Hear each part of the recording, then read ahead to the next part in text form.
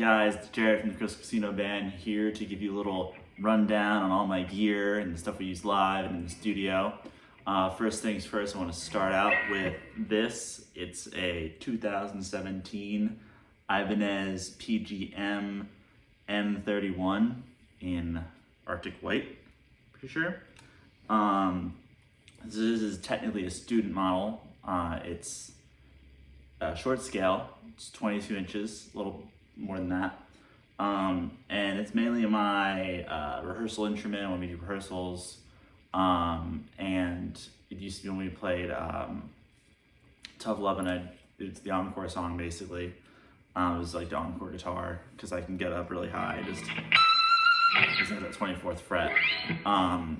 And it also has, for most of my guitars, it also has a little piece of Velcro on the back in order to secure a slide, so I can just go into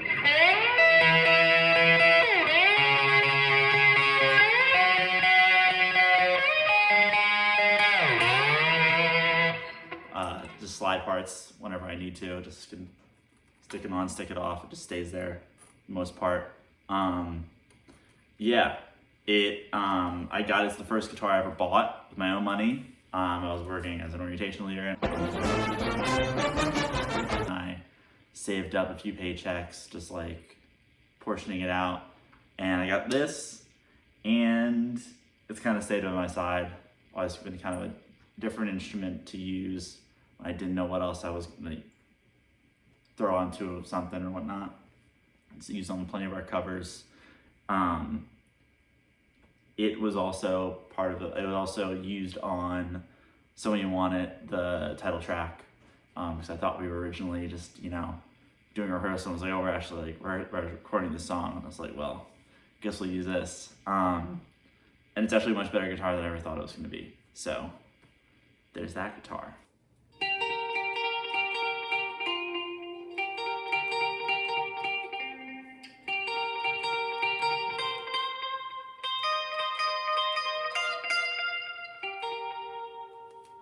So for the second guitar I have up here, it looks a lot like and is very similar to the first guitar. This is an Ibanez PGM M21. The first one was a 31, this is a 21. And this is a new guitar, literally basically fresh out of the box. I got this yesterday. It has most of the same specs, except instead of a maple fretboard, it has a purple heart fretboard, and has a metallic green finish. You can kind of see the reflection going on there, as opposed to the white, the plain flat white. And a few notable differences about this one is that it has a five-way switch, opposed to the three-way, the other one, so there's in-between tones. This is just, instead of the full neck pickup, is it split.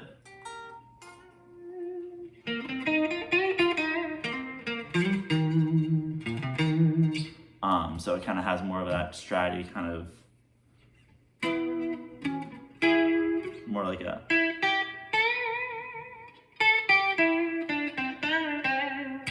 that kind of more bluesy kind of feel, and also has more of that on another position. That's one coil from each of these pickups. So it has more of that kind of in between, like a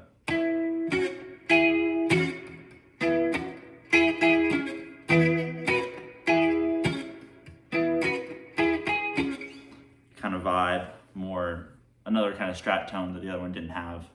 And I'm just gonna try it out, maybe for the next show or next few shows. We'll see. Really surprising guitar, because I wasn't expecting it to be so nice and like so much more better than the first one that I have of this. Yeah, so it's a pretty cool guitar, I think.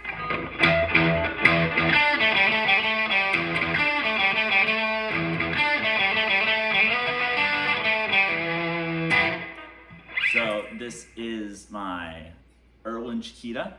It is even smaller than the last two. So that one was a 19-inch scale. The normal guitar is around 25, 25.5, 25.75 inches. Those two were 22.2 inch scales. This is 19. It was designed between Tar Luthier, who's the Stars, Mark Lewine, who has produced guitars for Mark Knopfler, Dire Straits, who else? Don Felder of the Eagles, and many others. And this was designed with him and ZZ Top guitarist Billy Gibbons. And it was like the first original travel guitar ever in the market. It was just designed like 40 years ago. And I've always wanted this guitar for probably the last like 10 years of seeing ads in guitar magazines. And I was like, you know what? It's now or never. So I emailed him up and I was like, do you have this guitar? Do you have like the cream pickup? He's like, we have one left. And I'm like, I'll take it. So as of right now, I've only used it on our Group Love cover of Tongue Tied, but stay tuned. We'll probably be seeing more of it, maybe on stage, maybe on recordings. We'll see, who knows.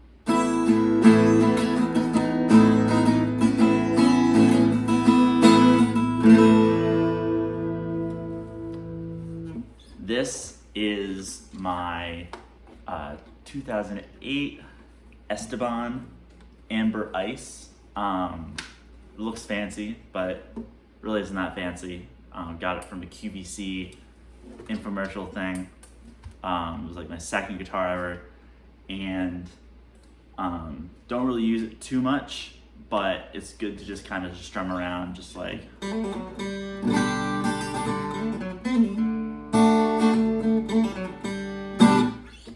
Just to play with some acoustic tones. Use it on our cover of Golden Hour. Check that out on our page. We're just gonna use too much, but it's always nice to have around.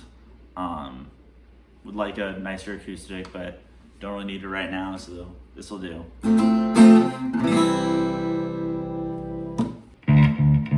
If Jared's about to whip out of space, you better know that I'm gonna watch and judge.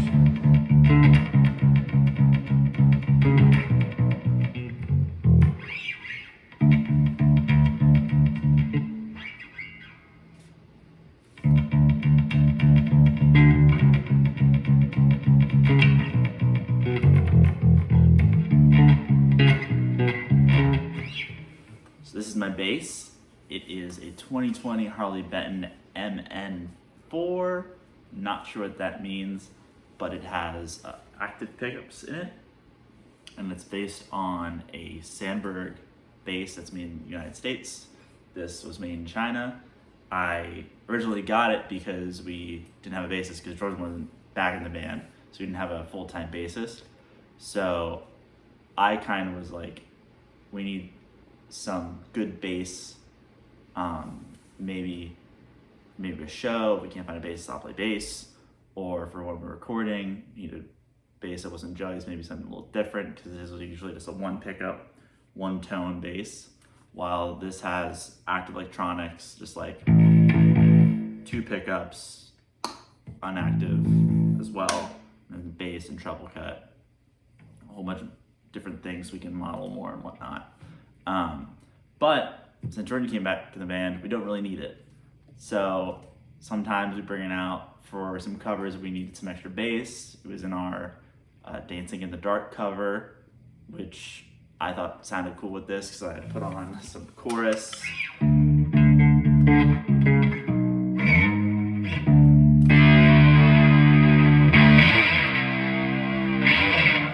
And some distortion.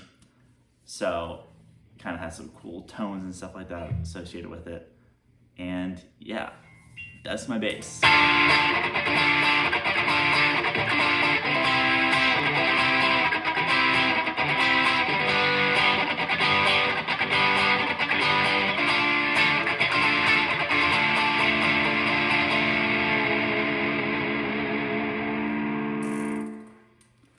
So this is my 2017 Fender Stratocaster 50s spec. So, candy apple red, of course. So I got this at a antique store because my mom saw some guitar cases and I was like, are there guitars in there? She messaged me back, yeah. So I went down there, went to check it out, saw this was on the floor, and I was like, all right, it's $400. Went there with $300, and the guy was like, no deal, it's firm price. And I was like, man. And I had to go back into DC for some band stuff. And I was like, Mom, hey, can you pick it up for me? I'll pay you back. And she messaged me and was like, they just sold it. Someone came in, and I was crushed. And I get back from the weekend, and boom, it's up there in my room. And I was like, she lied to me. So she lied to me, but she got me a guitar, so that was cool. I changed the pickups on it. This is the EMG DG20 set. It's the guitar pickups endorsed by David Gilmour of Pink Floyd. These are the pickups that he used on his guitars in the 80s. This is actually basically the same kind of guitar that he used in the 80s, right down to the color. So this is basically kind of like a David Gilmour tribute Strat in a way. I also have equipped with a short tremolo arm that he used to use as well. And what's interesting about it is that there's also a decibel boost. You kind of pump it up a little bit when you need to solo or whatnot. And there's also this thing called expander, which kind of makes it a little more spanky, kind of makes more of your tone, like crafts it more and whatnot, models it. Overall, it's the only really modification I did to it, just these two. It's a surprisingly good guitar for what I was expecting for a while. This was like my number one, and I was like, wow, like I can't believe this guitar is like my number one, because I wouldn't expect myself being, because I'm a really big fan of Les Pauls and just regular passive pickups, that my guitar would be. Also these pickups, they have a battery in it, so you need a battery to power them, and I wasn't expecting to be into strats and also active pickups, because it's not what I grew up in, so I was really surprised. So what we have here is my Black Star HT Club Mark II, HT Club 40 Mark II, Kentucky Special. I got this is my first big boy amp. I had a little small practice amp before this, and I got it because we were playing the anthem, and I only had this small amp, and it's the anthem, like biggest, probably the most gravitas of any DC venue. So I needed this amp, so I went down to Chuck Levin's right outside in Maryland, outside DC in Maryland, and I was like, hey, I need an amp that can fill a decently sized room, and I need it, it's gonna work, it's like good to go, and it's gonna like last forever. And the guy was like, oh yeah, like this is a good amp, blah blah blah. And I'm like, where are you playing? I'm like, the anthem. And he's like, oh, congrats. I'm like, I don't know how we got this either, so, but use it for that one and use it for that show. Haven't looked back. It just, it's a workhorse, has great clean tones, great overdrive tones, works well with pedals. It was just a great purchase overall, and kind of basically, if you're ever listening, Black Star, if you want to give me an endorsement deal, hit me up, because I love your amps. So here's my pedal setup. It's pretty simple, doesn't have much going on, but each pedal does have a lot of tones they can work through in order to get the classic Crystal Casino band tone. So right here we have a Donner Echo Square. Got this as a Christmas present from our lovely album cover designer, Molly. She's created by Molly on Instagram. Go check her out. She's great artwork. She got that for me. Has a lot of different tones going through it. You can hear it basically on like most of our songs that we do out live. And our next one is a Boss Wazacraft chorus pedal. It has a few different modes to it, so I can kind of do different tones within the space of a chorus pedal.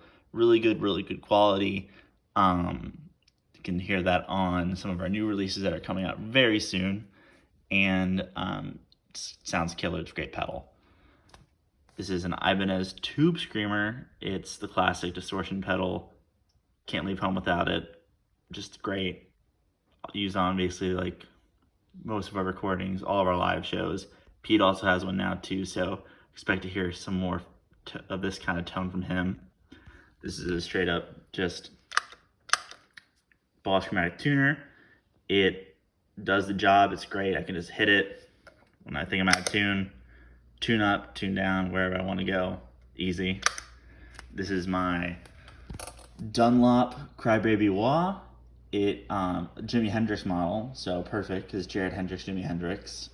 You can hear it on the lick into someone when you want it, and used throughout our live shows. Really just a great workhorse of a pedal. Also kind of one of those things you can't leave home without because it just looks so solid and just so fun to just use live and see how people react to it. Hey, thanks for watching the video. Make sure you hit the subscribe button, like the video if you enjoyed it, and we'll see you in the next one.